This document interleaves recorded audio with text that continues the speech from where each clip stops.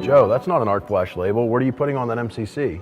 Well, there's a new requirement for some machinery and equipment like MCCs. It's all based comparing the fault current in your power system at the point where your equipment is installed to the rating of the equipment. It's a system thing, so you have to know how all the components work together, not just individually, like you would compare a circuit breaker's KA rating to the available fault current. All right, who's requiring that? I didn't hear about that at my old job. Well, it's an NEC thing. Here, let me show you. Did you know that the new edition of the National Electrical Code, or the NEC, has been released? And with it, there are additional requirements that affect how short circuit protection is applied to your equipment and machinery. Previous editions already required industrial control panels to be marked with their short circuit current rating, or SCCR. But as of 2017, the NEC requires that the available short circuit current, also known as the available fault current, be marked on the following equipment: machinery, HVAC and elevator control equipment, generator and transfer equipment, energy storage equipment, and battery systems. The NEC also requires that the available short circuit current be documented for motor control centers and any other equipment with an industrial control panel. So have you reviewed the ratings on your existing industrial control panels, as well as your specifications for new equipment that you'll be purchasing in the future? Have you or your utility made modifications that may impact the available short circuit current throughout the power distribution system in your facility? Equipment SCCR ratings stay the same, but the available fault currents may change based upon system changes, or if you move that equipment to a new location. You could be left with an inadequate SCCR rating. If you're not sure of your equipment's existing short circuit current rating, or if you want your specifications to ensure no future SCCR problems, or maybe you're just not sure how to address these changes, don't worry, Eaton's here to help. We help customers every day with SCCR, and we can help you navigate through your evaluations. We've developed a 3-step approach for compliance. Step 1, know the range of potential fault current where equipment may be or will be installed. Step 2, specify and design equipment SCCR for the highest available fault current, or with an alternate bill of material to address the high available fault currents. Step 3, for an end user, ensure that the SCCR ratings exceed your available fault current in your facility. For the OEM, review the weakest links in the assembly and address them with new solutions that will increase the SCCR rating. Let's look at each of these steps in more detail. Step 1, know the available short circuit current. It's important to be prepared because it's very difficult to fix inadequate SCCR once your equipment is installed. This means that your first step is knowing your target SCCR value in the design phase. Remember, you're working with a system that has many parts. As a manufacturer of electrical equipment, Eaton provides components and assemblies with a number of options when it comes to equipment ratings. We, like many other OEMs, rely on the specification to tell us what rating is adequate for the installation. FC² can help. FC² is Eaton's mobile app that helps you easily calculate available fault currents anytime and anywhere.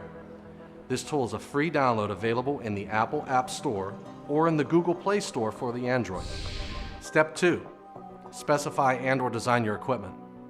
Once you know the available short circuit currents for the application, you'll need to make sure the equipment SCCR is sufficient. Eaton can help you select the right equipment and write the specifications that will work for your unique applications. We have to understand what SCCR is for the proper selection and application of equipment. Let's use an analogy here. Imagine a weightlifter getting ready to bench press. And I hope you picture 2 people in this scenario, because when bench pressing, you should always have a spotter. It's all about safety. You see, the weightlifter is the electrical equipment. The weights are the forces that short circuit currents can place on that equipment. And the spotter, well, there's your overcurrent protective device. Let's say, for example, I had this guy. standing next to me. Who do you think could bench press 500 pounds without doing damage to himself? You see, this guy's built for that type of weight, and well, I'm not. Some electrical equipment can come with high short circuit current ratings because they were designed that way. But what if I told you I too can bench press 500 pounds? And then asked this guy to be my spotter. When I lay down on that bench and look up, and he's standing over me, well, 500 pounds is nothing, because basically he's doing all the work. I never really see 500 pounds, but I can always say that I can bench press 500 pounds when spotted by this guy, and not this guy. This is very much like electrical equipment. SCCR ratings can be achieved, but inevitably your SCCR rating will be dependent upon an upstream or integral overcurrent protective device that takes the pressure off of the equipment for those high fault currents. You always have to ask yourself, who's your spotter? Step 3, compare the SCCR to the available fault current. For end users, specify the right SCCR knowing the available fault current for your facility. For OEMs, applying the rules to calculate the panel SCCR can be challenging. That's where OSCR comes in. OSCR is a tool that calculates and documents assembly SCCR for control panels. This helps you validate the proper way to apply the components to reach your new short circuit current rating. Along with these available tools, Eaton provides free SCCR analysis for your control panel designs, as well as solution options to help you achieve the SCCR you require. SCCR is a serious issue that deserves your attention. Inadequately rated equipment can be the cause of an arc flash issue and can cause serious personnel injury and equipment damage. Properly rated equipment and arc flash analysis work together to increase electrical safety. Here at the Power Systems Experience Center, we can help you determine the best course of action to address SCCR for your power system. As a quick recap, here are 3 key things to remember. 1. The 2017 National Electrical Code, among other things, requires that you mark or document the available short circuit current on your equipment. 2. Eaton is equipped with the tools and support services to help you prepare for these changes. Get started today by downloading FC² or talk to your local sales representative. And if you're an OEM, download OSCR. 3. Our experts can walk you through the process from concept to completion to help ensure that your equipment is both compliant and safe.